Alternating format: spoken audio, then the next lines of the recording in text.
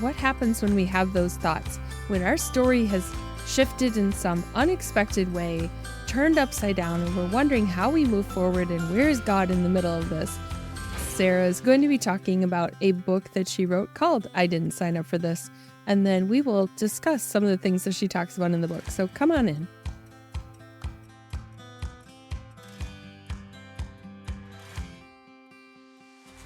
On Life Repurposed, you'll find a blend of practical wisdom and biblical inspiration that's designed to help you navigate everyday life with faith, purpose, and hope. We focus on personal and spiritual growth with a range of topics from improving your relationships and discovering your purpose to setting and achieving goals, plus tools and resources to help you live your repurposed life. I'm your host, Michelle Rayburn, the author of books and Bible studies about finding hope in the trashy stuff of life. I'd like to introduce you to Sarah E. Frazer. She's a writer, a Bible study mentor, married to Jason, and a mother of 5. She has a background in missionary work and Bible teaching, and her passion is to encourage women to start today with Bible reading and prayer habits. She shares some tools and encouragement for Bible study and prayer on her website, sarahefrazer.com, and I will be linking to that in the show notes after our chat. Our conversation today is centered around the idea of saying, I didn't sign up for the life I'm living right now. If you're feeling that, I think you're going to be able to relate to what Sarah has to say. So let's jump into that conversation. Sarah, I want to start off by reading a little quote from your book that really, it spoke to me. And it was like, usually it's later in the book, but this was in the introduction. So I'm going to read this. It says, in those disruptions, God revealed more than just my inability to control life. He showed me how even when my plans are rearranged, his plans are not frustrated. God's plan goes forth no matter what has come before or what lies ahead. So I want to talk about your story and how he revealed that. So can you tell me a little bit about your faith journey and how you got to that place where you could say God's plan goes forth no matter what came before and what lies ahead? Yes, Michelle, I would love to say that it happened, in the midst of it, right? Like God is Right. rearranging my plans and immediately I see, oh, but I have this piece in the middle of it. No, it was probably years in the making. Had several things that happened to me, as we all have, some Mm-hmm. really big and grand and some, maybe minor things, but they still hit us really hard. And over time, I've seen God directing my path.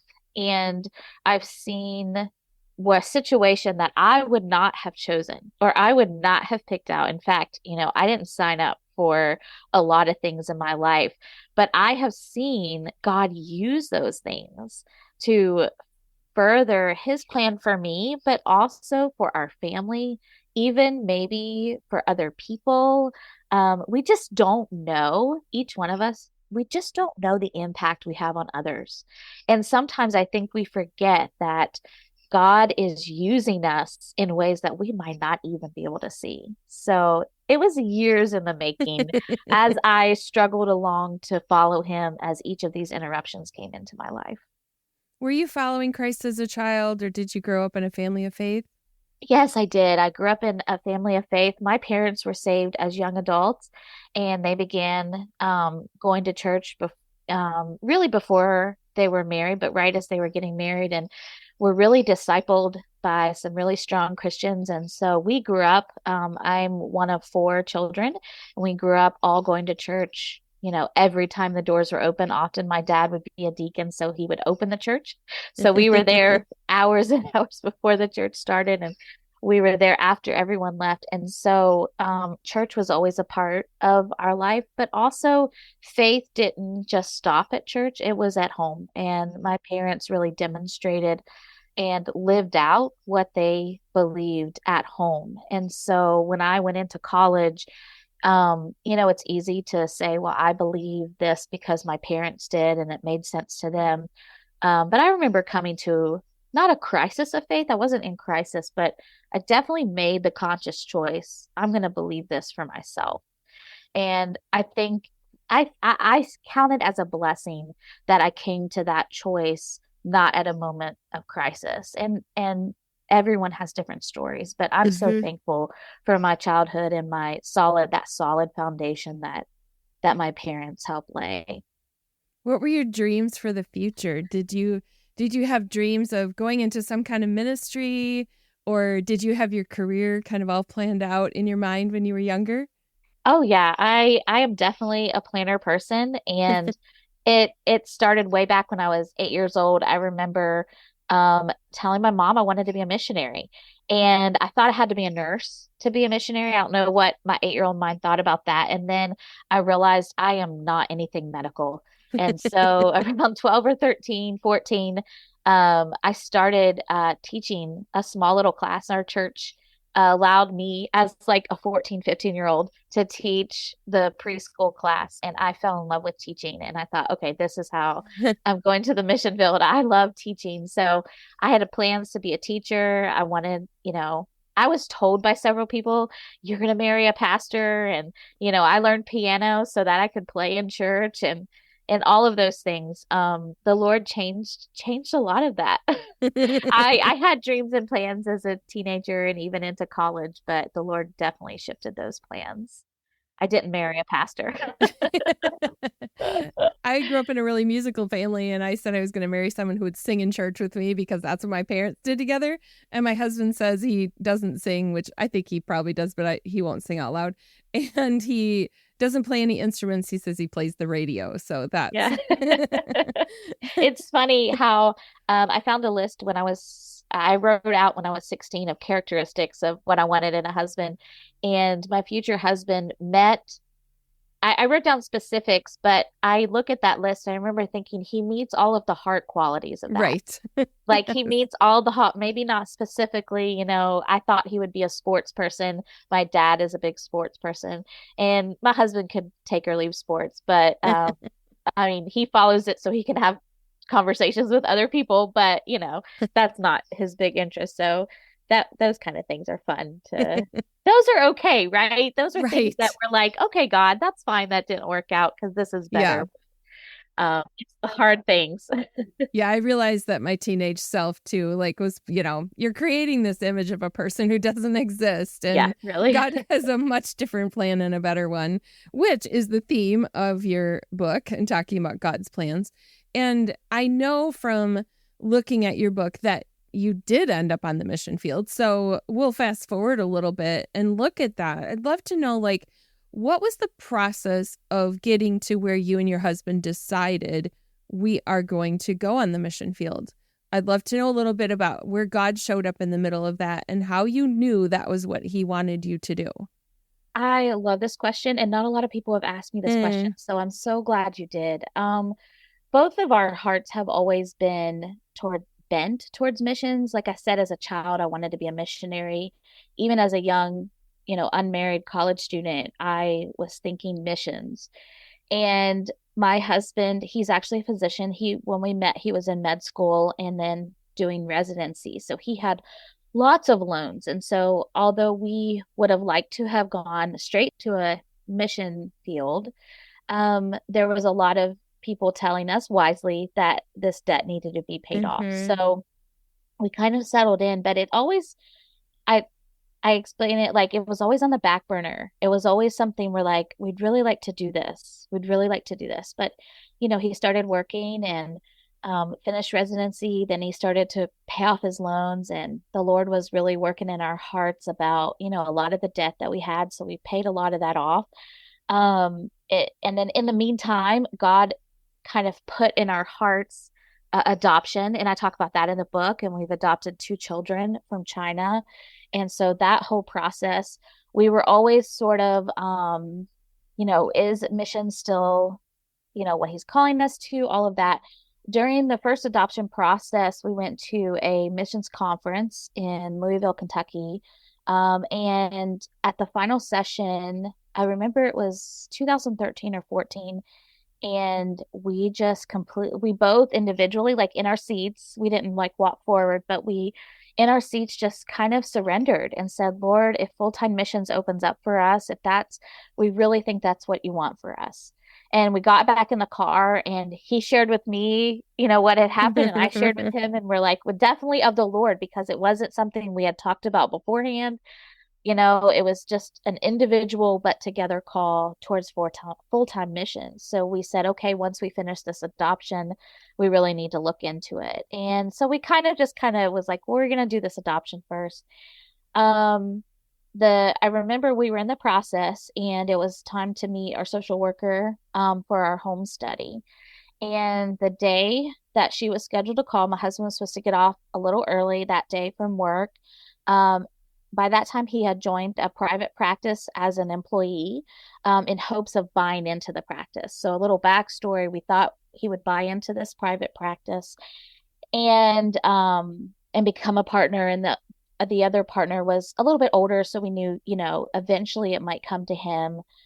Um, but we had kind of this moment of crisis about 2 or 3 months before this and said, okay, if we buy into this practice, then there's no full-time missions. Like, we can give to missions, we might be able to go on short-term trips, but even those would be very hard to do when you own your own business. Right. You can't travel, you have to be there and you have to find coverage. It's just not a good setup. And his partner, that whole idea of mission work was just so foreign to him. Mm-hmm. He just didn't see, obviously he didn't really understand our hearts or anything like that. So it wasn't something that we could talk to him about. But so we prayed about it. We actually fasted for like a whole month and we just prayed. And I remember getting to the end of that month and like there's no voice from heaven, right? And so we said, well, the Lord, Lord, you need to show us what you want us to buy in. Do you not want us to buy in?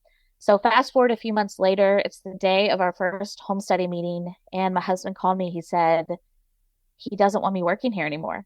And it was like a bomb just dropped. Wow. I mean, I could tell the emotion in his voice. He was not an emotional person. So I immediately thought, I got to hold it together because he's Mhm. about to lose it. And um, looking back, we see that with the business and everything, they had tried to work it out, but there wasn't enough uh, business. Basically, there's not enough patients for two doctors. Really, he didn't have a big enough practice for two doctors. And so it was the right decision to make. It was just kind of really sudden. Yeah. But I'll tell you, my first thought, I had two thoughts. Like immediately that day, we had two thoughts. One is God, no, the enemy hates adoption because of all the days that this could have been told to us or that this would have happened the day of our home study meeting. So Right. how discouraging to look at the Mm-hmm. social worker and say, we'd like to adopt a child, but he doesn't have a Right. job and I'm a stay-at-home mom. Yeah. And so thankfully our social worker understood the Mm-hmm. situation and she's like, I'm sure he'll find another job. Let's just continue on the paperwork and all that. All of that worked out, but I remember thinking the enemy is just trying to attack this. And I'm firmly a firm believer that he is very much against adoption. But the second thought we had was we remembered our prayer about going into mission work. And so in our hearts, we knew that God closing this specific door was actually Him opening the door to future Mm-hmm. mission work. And so we began to really actively search for a mission board or an agency or some kind of work that we could get involved in full time. And that's sort of the linchpin. I think that was what set us sort of on that track to actively look. So the thing with these kinds of journeys is, the listener here with us might assume, well, there you go. You have the answer. You just start Yeah. pursuing it. And we might assume that this was the one hurdle that Sarah had to go over. And then I know from your story that in that adoption, there were some surprises with that adoption. And Yeah. finding out that you adopted a child with bigger needs than you had expected. So how did that impact your decision then to go onto the mission field? Well, once we kind of settled in with her, and when I say settled in, I mean like probably a year later, when we kind of realized, we had a better picture of what her medical needs were, we realized that um other than her specific sort of needing physical therapy and occupational therapy, speech, all of that, she was healthy. And so it wasn't like she was going to need follow-up appointments with surgeons. There was not going to be any kind of, a lot of she wasn't on any medication for about 3 or 4 years. And she really hasn't been on anything long term. And so there wasn't that sort of need for her to have this close watch medically. And so we knew that if the Lord would call us to a place, that He would provide for her as well. And so that's kind of how we saw the situation. And at this point, you had you had 4 children. Yes. You had 3 children when you adopted, and then I know you adopted again. So where did that fall into your timeline? So we're still pursuing, sort of talking to different, agencies, looking at different parts of the world. But when we adopted our daughter, 2 things happened. When we had to go to China for 2.5 weeks. And when I walked in, I realized her special needs, of course, was much more severe. But also, when you walk into a room, and I've told this many times to people, and there are 30 babies and you take one, you are forever changed. And you look around your house, and we have so much here in the United States, and I think we probably could do one more. And um, her story was one of just struggle, but also a revealing of God's faithfulness. He just showed himself completely faithful from start to finish. I mean, it's not done, but through the years, he's shown himself faithful. With our son's adoption, I see it as such a picture of redemption. We went in with a much better picture of what we could be walking into. I tell a lot of people it was like standing on the edge of the ocean. And with our daughter, it was like looking out at the storm that was on the ocean and thinking it's not going to be that bad. But then, like, the hurricane hits and your whole house is like ripped apart. And then with my son, it was like standing on that same ocean with the storm out to the sea and being calm, because the storm could be really bad, but you have boarded your windows. You have, and in that case, we had trusted the Lord, and we knew that He would bring the right child to us. And He did.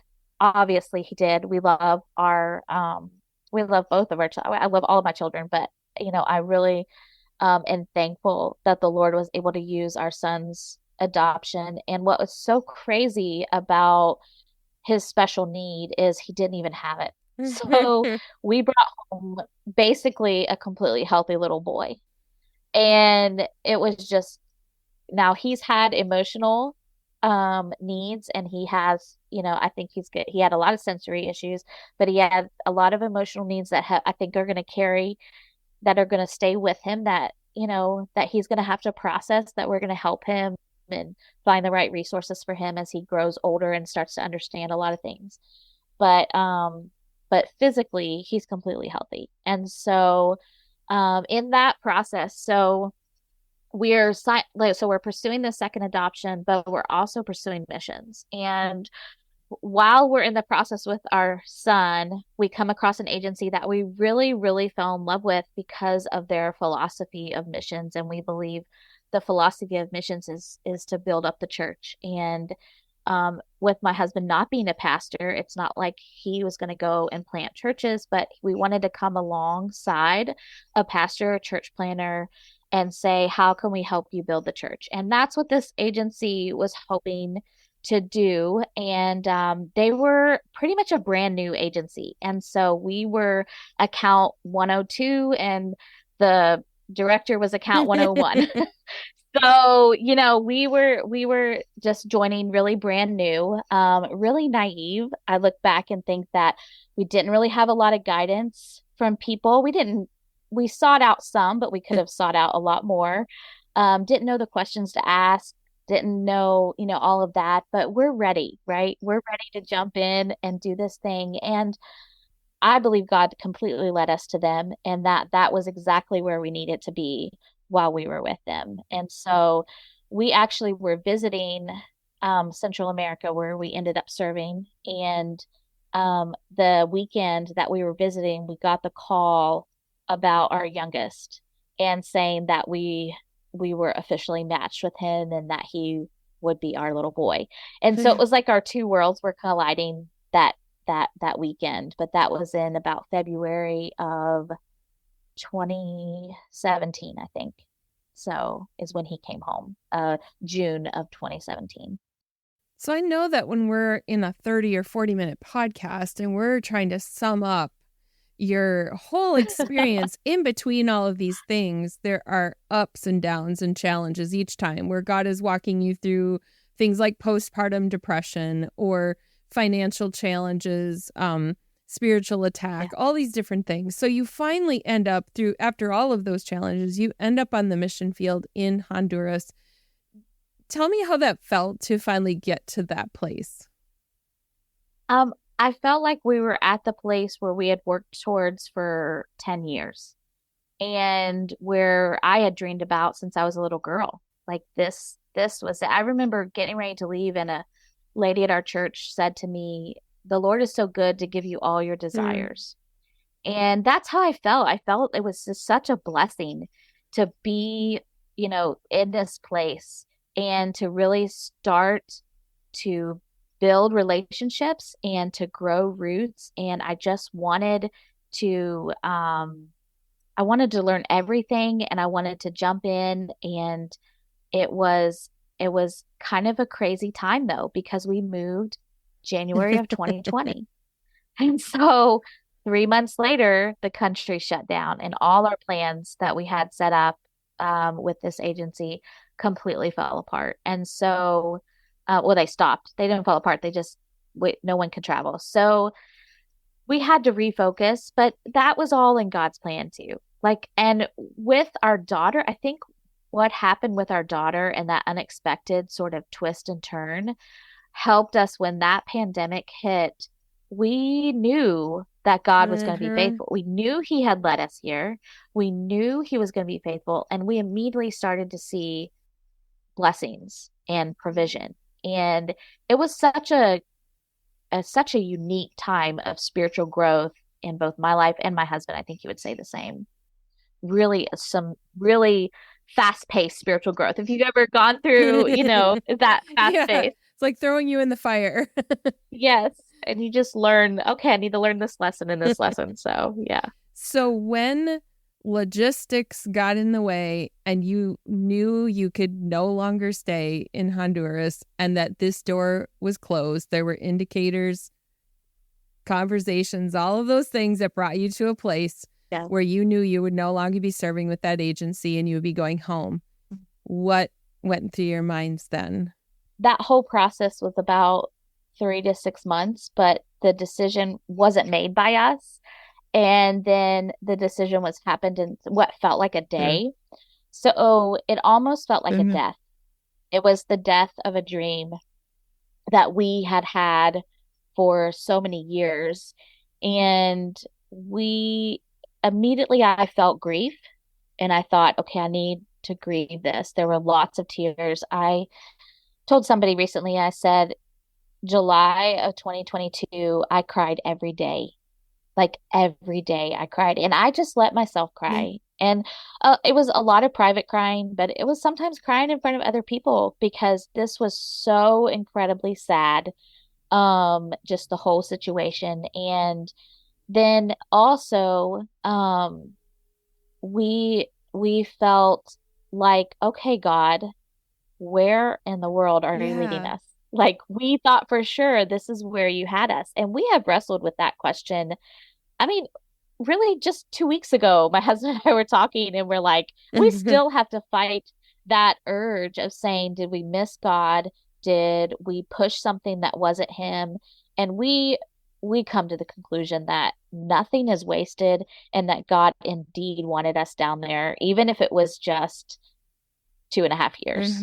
It was exactly in His plan. But man, man, it hurts. Yeah. Oh, it hurts. And you really do. I really questioned God for several months and thought, this doesn't seem fair, or you're not doing something, I'm so confused. I Hmm. just felt really confused. That is confusing. And I've noticed that when God takes my desires and then he repurposes them for his own plans, it is confusing in the midst of it. But where did you see God show up then in the midst of that when that was all going on? Did you have little glimpses of confirmation? Yeah, oh yeah. So we began to see things that we knew we needed to walk away from anyway. And then we just felt, I mean, the first thing my dad said was like, he's protecting you from Hmm. something. And we really feel strongly that the Lord, and now what? I don't know. But I do sense that from the Lord. But also, he has shown us that in the middle of it, he stays the same and the calling stays the same. We were placed in the right church. We came back to our sending church and they had gotten a new pastor since we had gone. And we went to him within a week of when it happened, and just to kind of be like, hey, and he knew of us and he knew that we were sent from that church, and he kind of knew a little bit of our story. So we just shared with him, and we were open and honest about everything. And he shared with us that he and his wife had been on deputation to be missionaries, and the Lord closed that door Mm. and he became a pastor. And just hearing that he also had to let go of a dream that was very similar. I mean, that was only God that he would lead this person. And the two of them, the pastor and his wife, have been such a comfort to us and such an encouragement. And they are far enough removed to be able to say it's going to be okay. But also, they had such a tender heart to say, we know it really hurts right now. Yeah. And so just having that was like a confirmation we are where we are. And then also we made the decision to put our children in Christian school. I've always homeschooled, but we moved to a house that was near one of the best Christian schools. And so we decided to put them in this fall. And it turns out I had placed my two older boys in Christian school years ago, and we just loved their third grade teacher. And she had since moved to this school and was going to be the third grade teacher of our youngest. And she looked at him, and we were adopting him when my boy was in her class. So she kind of knew that we had adopted a boy from China.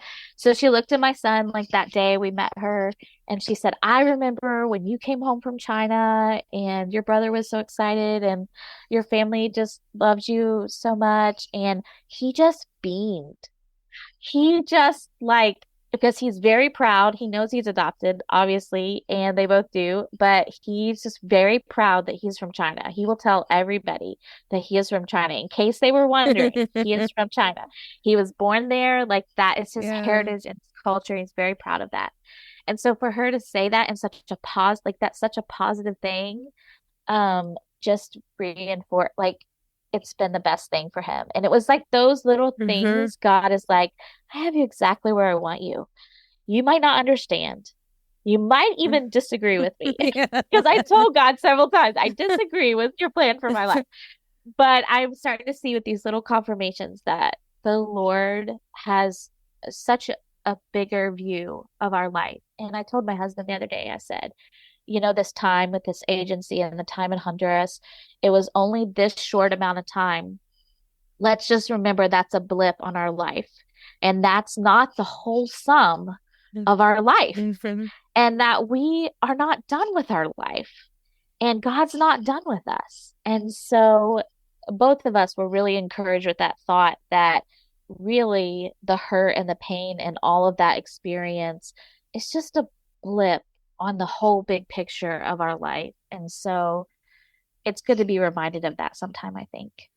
Yeah. And I know as a fellow writer that when we write a book and we get it out there in the process, while it's being edited and all those things are happening, God is still working. Our journey is still continuing.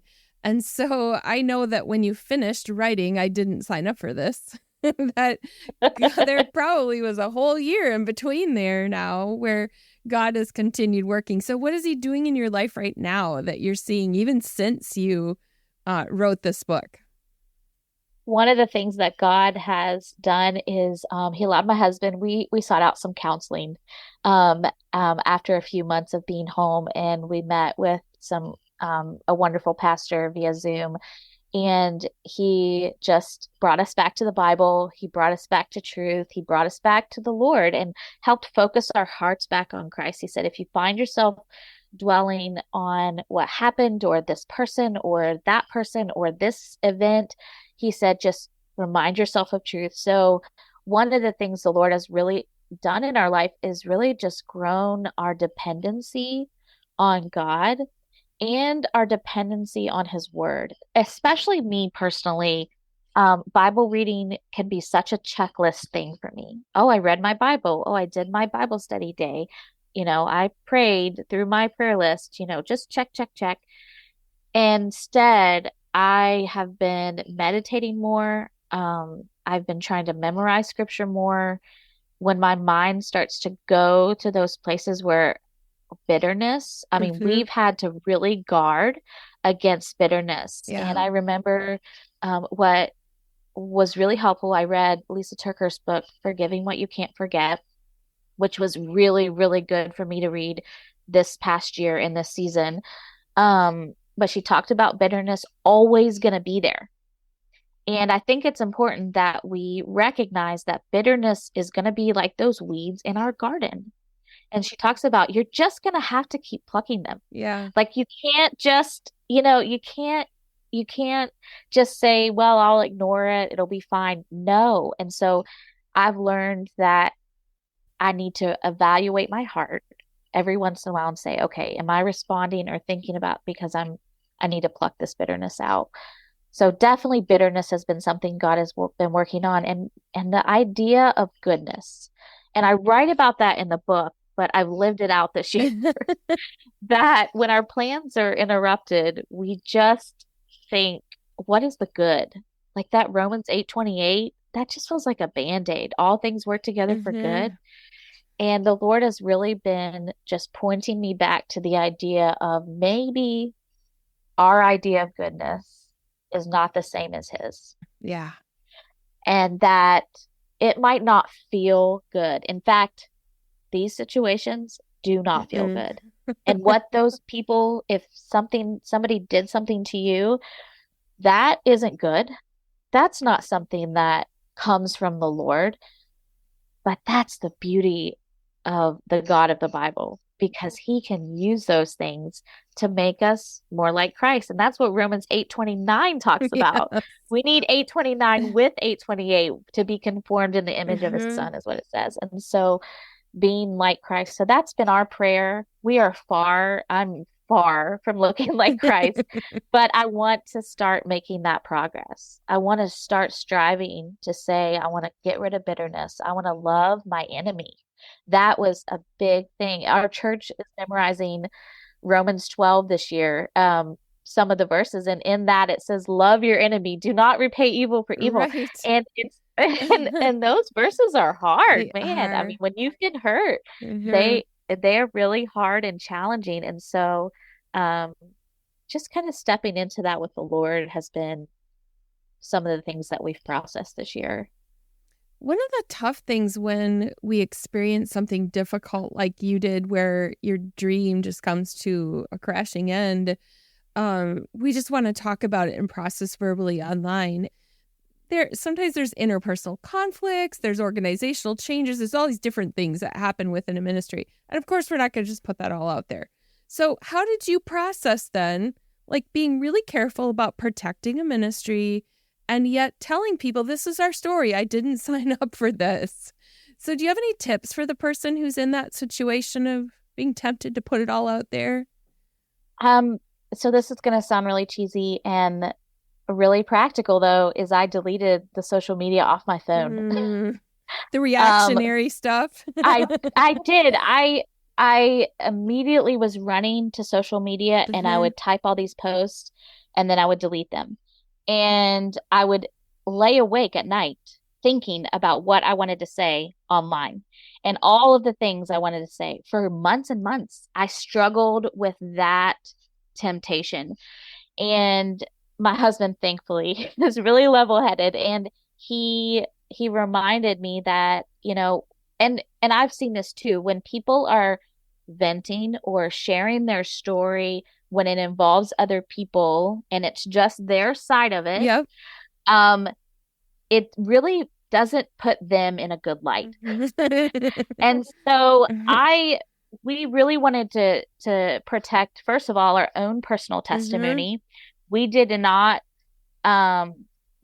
feel that there was any need for us to share the details online. I didn't share them on my blog. I didn't share them on social media, nowhere. And in my book, I'm very careful about that. But privately, if a pastor would have called us one-on-one, even then, we were very, very cautious. We would, if they asked us questions, my husband, he handled it very well. He just would say you need to defer to the person that made the decision. Mhm. And, you know, whether they were going to tell the truth or not, that wasn't up to us. And really, we can't control that. And so we just decided that we were going to say enough to help people realize that we didn't do anything sinful, Yeah. that there was no change in doctrine, there was no change in really a breakdown of any of the relationships we had on that field. That was intact. And so we just said, it was a logistical issue, and that's all we're going to ever say about it. And even if people were to come to me and want to know more, I'm very hesitant because there is still good going out, and there is still the gospel, and God's church is more important to me than whether or not my truth is heard. And we have to realize, and what really is comforting, this is the bottom line. The comforting thing is God sees everything. God sees everything. And when he sees everything, he's not just looking and saying, oh, yeah, no, he's actively involved in everything. And we came to a conclusion several months after that God is always going to act in the perfect balance of justice and mercy. That that he will always do what is right. Will the judge of the earth do what is right, is what Abraham asked. And that he will. It's a rhetorical question. He will do what is right, but he also extends mercy. And so the focus shouldn't be on, everybody needs to know, or these people need to be held accountable, or whatever. It's a giving over to the Lord. It's a giving over to the Lord and saying, you handle this situation.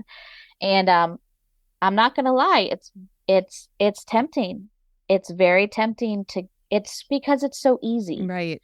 Yeah. But I would really caution you. I would really caution you about saying negative things about um I just want to jump in here for a minute and summarize some of the conversation that Sarah and I had over the next few minutes. So, one of the things that I really wanted to clarify was that we were not talking about abusive situations where there is inappropriate behavior, misconduct, that kind of thing. And I was trying to make it clear that we are not trying to silence victims. So we were talking specifically about a ministry context where there may be some disagreements between people, and there are some things that do need to be addressed. But Sarah and I were talking about how they need to be addressed in private and not hashed out on social media with a whole bunch of posts before there's been an opportunity to really work things through behind the scenes. So I just want to clarify that before I hop back into the conversation and pick up a little bit later, that this is a multi-layered thing and there's not a one-size-fits-all when it comes to what we were talking about. And I thought that was an important note to make here. All right, now back to our conversation. and we told the people who needed to know. We told our pastor. We told our family. And so there are certain people we did tell the whole thing. And if you're in that kind of situation, there are people to tell the whole thing and not try to protect or whatever. That's very different from social media. Yes. Yeah. Yes, it is. That's something good to So, distinguish just because those are two separate things. and if you have questions about which is appropriate and which isn't, I think a good thing to do would be to go to your pastor or go seek a Christian counselor, because a Christian counselor is going to be able to help you say, this definitely needs to be talked about, or yes, you can rest that the Lord sees and he'll take care of it behind the scenes. But that's two things we did, and that was very helpful when we were tempted to do this or this, and we talked to our counselor, we talked to our pastor. They were able to give us wise counsel on what to share. And we sent a letter out about a week after we got the news, and it was just pretty much what I wrote in my book. And so but that letter, not a lot of people know, like, we spent several days and we actually gave it to our pastor, and he reworded a lot of it, and he marked his approval on it. And so that sort of thing. So there's wisdom in going to other people for counsel. I'm thinking about some of the things that are on the minds of people that I talk to regularly. And so your story really brings some of those things forward. The grief that people have walked through, the discouragement, those kinds of things. And one of the things I love as we start talking about wrapping up with really focusing on your book here, when you talk about not signing up for this, you have woven in the book, I didn't sign up for this, you've woven Moses' story throughout. And so I can see your real heart there as a Bible teacher. So for listeners here, this is not Sarah's memoir. We're telling her story here on this interview because this podcast is really about story. I'm not a sermon podcast. But Sarah's book is really the biblical wisdom behind processing a journey, not about being a memoir. So who did you write this book for, Sarah? I wrote this book for the woman who is sitting in her life, and she kind of looks around and says, this isn't exactly how I pictured my life going. And we talked a little bit before about how we have dreams and goals, and as children and even young adults, and we sit here and we think, this isn't what I pictured. And I draw from the story of Moses because I can just imagine Moses sitting around at various points in his life and think, this isn't really what I pictured or what I signed up for. And what really drew me to Moses' story was the idea that sometimes our life isn't neatly tied up with a bow. And, we know the end of Moses' story. If you know his story, he wasn't able to enter the promised land, but yet he wrote Psalm 90. And if you want some really deep encouragement, go read Psalm 90 today. It was written by Moses at the end of his life. And the first verse says, "O Lord, you are my dwelling place in all generations." And Moses found a home, and it wasn't an earthly home, but it was with God. And I think that we can take comfort to think that maybe this life that we're living isn't turning out the way we really want. And maybe those things that died aren't going to be resurrected.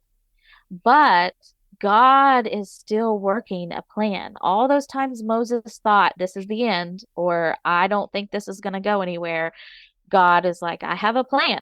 This is my plan. And so taking comfort in Moses' story, but also realizing that just because our our plans aren't neatly tied up in a bow at the end doesn't mean that any of it was wasted and that God was kind of thrown off by things. No, we can trust his plan and that he has a purpose for anything that we go through. That fits very perfectly with the life repurposed theme. And one of the things that I like that you have at the end of the chapters in the book is a little place for the reader to pause for some reflection, to specifically think about where God is showing up in their journey. And I think I saw somewhere that you have a Bible study guide that's also available to go along with this. Where do people get that? Yes. You can simply just send me an email and I can send it to you. It was part of the pre-order bonuses, but since you asked about it, I definitely can send it to you. And I guess you'll share my email in your show notes, but it's basically Sarah at Okay. sarahefrazer.com. And so you can see how to spell my name. It's Frazer. And so, yeah, so Sarah at sarahefrazer.com and just put Bible study guide or Okay. mention Michelle or mention the podcast and I'll send it to you. So, Because this book just came out as we're talking here. It's only been a couple of weeks. So I think I was looking at the pre-order page. So for the listener, I'm going to link in yeah. the show notes to the book so that you can get that. I will link to Sarah's website so that you can connect with her. I encourage you to follow her on Instagram. She's posting regularly there. She also has a blog that she's posting on regularly on her website. So I encourage you to follow Sarah because it's regular encouragement. It goes beyond this book. You have other resources too. I discovered you have other Bible study guides.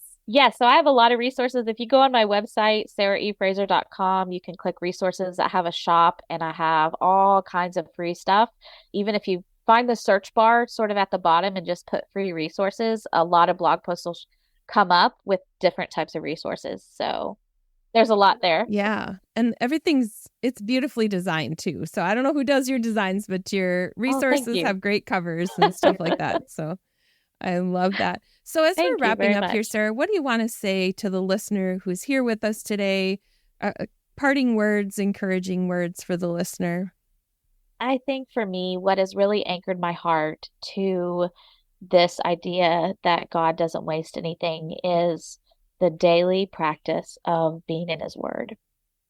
And so, just that daily sort of, I'm going to read God's Word, and especially for the person who is just in the middle of maybe the hard part of her story and it just feels like a lot of grief, I would really encourage you to read the Psalms because they're very open and honest. And even if you've read them before, I'm always reading the Psalms. I think I've read them probably at least 15, 20 times, all of them. And so, I would encourage you to read. And if you come across one that really is like, oh, this speaks to my situation perfectly, stop there and read it every day for like a week or a month or the year and just meditate on that one psalm. I mean, God's word is truly the thing that connects us to Him, but also gives us the strength and joy and peace and the hope and the love and all of those things that we want in our life. Thank you for being vulnerable and sharing your story, not only here, but in your book and on your blog and in those resources that you have, because when you're vulnerable, it helps us to see how God is at work. And then we are encouraged to see God at work in our own lives. So thank you, Sarah, for that vulnerability. Thank you so much for having me, Michelle. This was such an honor to be here. Friends, I will link to Sarah's website and I will link to her book in the show notes for this episode. That is at michellerayburn.com/178. And so you'll find that there on my website. Thanks for being here, and I hope you have a great week. I'll see you next time. You've been listening to Life Repurposed. If you'd like bonus resources sent to your inbox each week, be sure to sign up at michellerayburn.com.